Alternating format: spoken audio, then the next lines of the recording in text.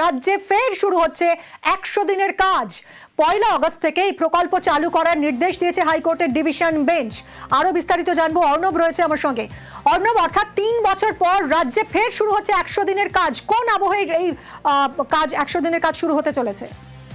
দেখো, শুভেন্দু অধিকারী এবং রাজ্যের ক্ষেত মজুর সমিতি এই দুই তরফে দুটি জনস্বার্থ মামলার প্রেক্ষিতে আজ প্রধান বিচারপতি টি.এস. শিবার্থনম এবং বিচারপতি চৈতালি দাস চট্টোপাধ্যায় ডিভিশন বেঞ্চ নির্দেশ জারি করলো।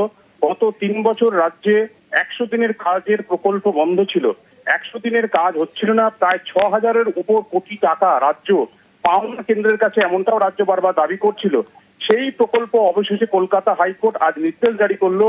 1 আগস্ট 2025 থেকে প্রসপেক্টিভ ওয়েতে এই প্রকল্প আমাদের রাজ্যে পঞ্চায়েতে 100 দিনের কাজ চালু হবে।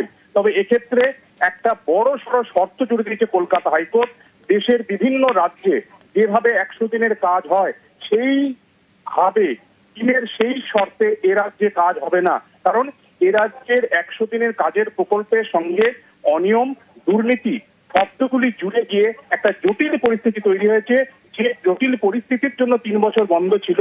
এই অবস্থায় কলকাতা হাইকোর্ট বলছে 3 বছর আগে যে অনিয়ম বা দুর্নীতির অভিযোগ এসছে তার যাতে কোনো রকম পুনরাবৃত্তি না হয়, তাই এই বিষয়টা একেবারে করাপশন এরর ফ্রি ওয়েতে এই স্কিমকে রাজ্যে চালু করার জন্য রাজ্যের প্রত্যেকটা প্রান্তের মানুষ যাতে 100 দিনের কাজের সুবিধা পায়, তাই বিশেষ শর্ত, বিশেষ নিয়ন্ত্রণ বিধি বেঁধে দিয়ে দেশের অন্য রাজ্যে না থাকলেও এর রাজ্যে করে অন্তত 1 আগস্ট থেকে এই প্রকল্প চালু করতে হবে। এবং 4টে জেলায় কেন্দ্রীয় যে দল এসেছিল, 4টে জেলায় করাপশন বা অনিয়মের অভিযোগে তাদের কাছে এসেছিল এবং তারা খতিয়ে দেখে প্রাথমিক মান্যতা দিয়েছিল, হাইকোর্টে তার রিপোর্টে জমা পড়েছিল। সেই জেলাগুলি দার্জিলিং, মালদহ, বর্ধমান, হুগলি, পূর্ব বর্ধমান, হুগলি, এই জেলাগুলির ক্ষেত্রে সিবিআই তদন্তের দাবি রেখেছিল কেন্দ্রীয় সরকার। এবং এই তদন্ত কি হবে না হবে সেই বিষয়টা আগামী শুনানির পর নির্দিষ্ট করবে।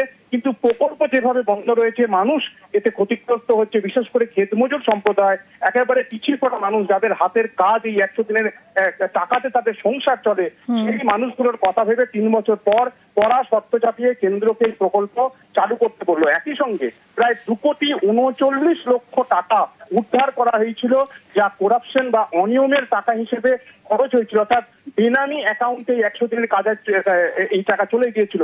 সেই টাকাটাও কনসলিডেটেড যে ফান্ড রয়েছে সেই ফান্ডে রিফান্ড করতে হবে এবং 1 আগস্ট থেকে যাতে কোনো রকম আর দুর্নীতি অনিয়ম ছোঁয়া না পায়, বিশেষ শর্ত নিয়ন্ত্রণ বিধি তৈরি করে এই প্রকল্প চালু করার ব্যাপারে নির্দেশ জারি করলো কলকাতা হাইকোর্ট। ধন্যবাদ অর্ণব।